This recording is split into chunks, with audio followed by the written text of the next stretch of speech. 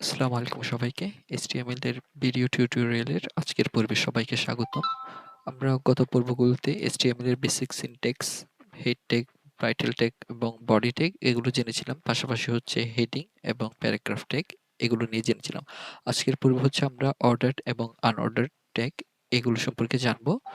আর আমি হচ্ছে গত যে ভিডিওগুলো তৈরি করেছি সেগুলো হচ্ছে আমার ইউটিউব চ্যানেলে আপ দিয়ে দিয়েছি। এখানে হচ্ছে প্লেলিস্টেও আছে। প্লেলিস্টে হচ্ছে সাজিয়ে রেখেছি আমি ভিডিওগুলো। এই যে এখানে হচ্ছে আমি সাজিয়ে রেখেছি। আর আমার GitHub এর এই লিঙ্কটা হচ্ছে আমি আমার ভিডিও ডেসক্রিপশনে প্রোভাইড করেছি। যেখানে হচ্ছে আমি মূলত ভিডিও ওয়াইজ হচ্ছে সোর্স কোডগুলো এখানে প্রোভাইড করতেছি।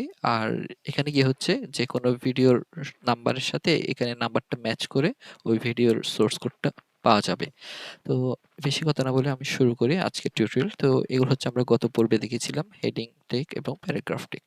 তো আজকের হচ্ছে আমরা দেখব অর্ডারড এবং আনঅর্ডারড লিস্ট। আচ্ছা, তো প্রথমত হচ্ছে একটু অর্ডার টেক কি এবং আনঅর্ডারড টেক কি সেটা একটু জেনে নিই।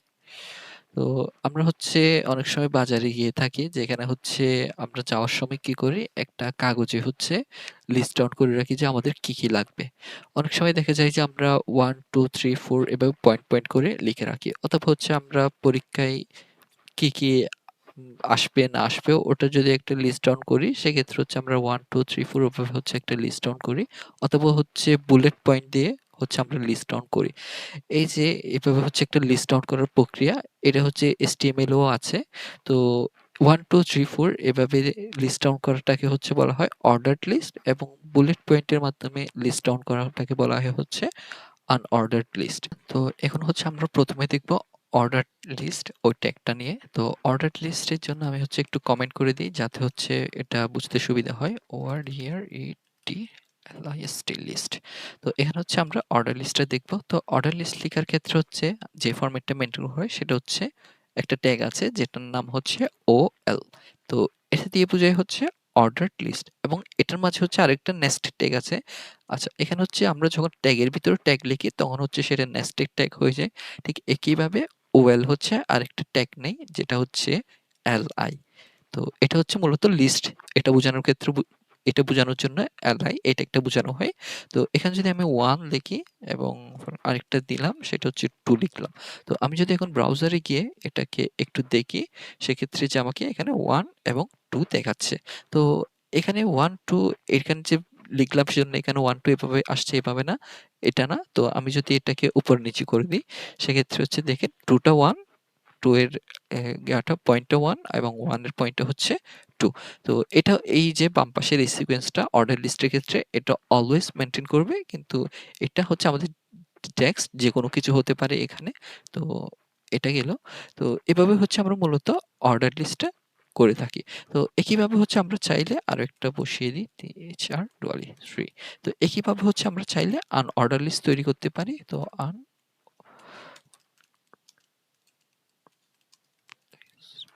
তো আনঅর্ডার লিস্টের ক্ষেত্রে হচ্ছে আমরা যে ট্যাগটা ইউজ করি সেটা হচ্ছে UL। UL মানে বোঝায় হচ্ছে আনঅর্ডার লিস্ট। ঠিক প্যাটার্নটা হচ্ছে হুবহু OL এর মতো। OL যেমন একটা OL নেওয়ার পরে হচ্ছে নেস্টেড ভাবে হচ্ছে LI ট্যাগ নেই। ঠিক এটা UL নেই, OL এর জায়গায় হচ্ছে UL নেই, এবং LI এটা হচ্ছে সেমই। তো এখানে যদি আমি লিখি 1 2 and 3, তো এই যে আমাদের হচ্ছে এখানে দেখাচ্ছে 1 2 3 এভাবে।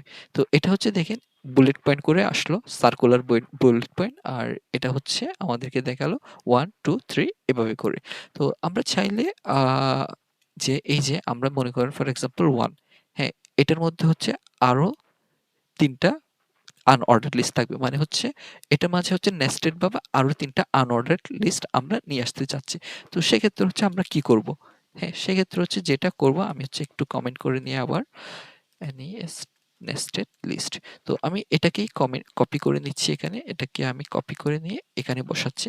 তো আমরা যেটা বললাম সেটা হচ্ছে 1 এর থেকে হচ্ছে আরো কয়েকটা বের হবে। এই যে এই 1 যেটা আছে এটা থেকে হচ্ছে আরো ১ টা বা ২ টা, হ্যাঁ, আমরা চাচ্ছি আনঅর্ডারড লিস্ট নিয়ে আসতে। তো সেক্ষেত্রে হচ্ছে আমরা কি করব?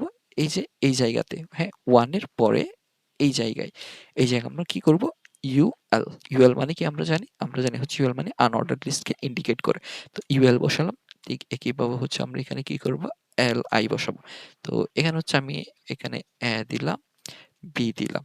তো আমি যদি এখন একটা ব্রাউজারে দেখি, এই যে দেখেন এটা হচ্ছে আমাকে 1 দেখাচ্ছে এবং হচ্ছে এটার নেস্টেড ভাবে কি আসছে? ab আসছে।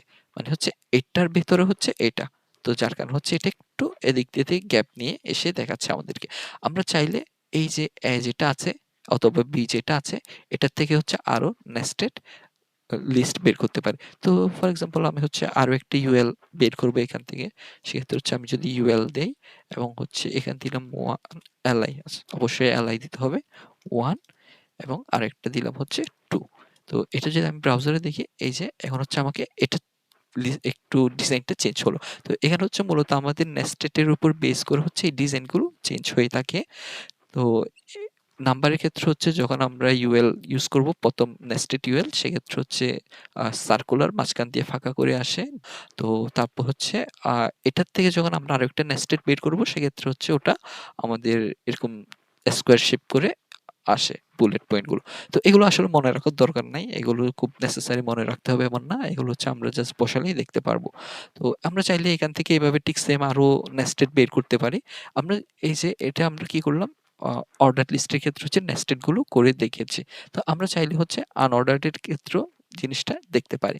তো আমি ঠিক এটাকেই কপি করে নিচ্ছি।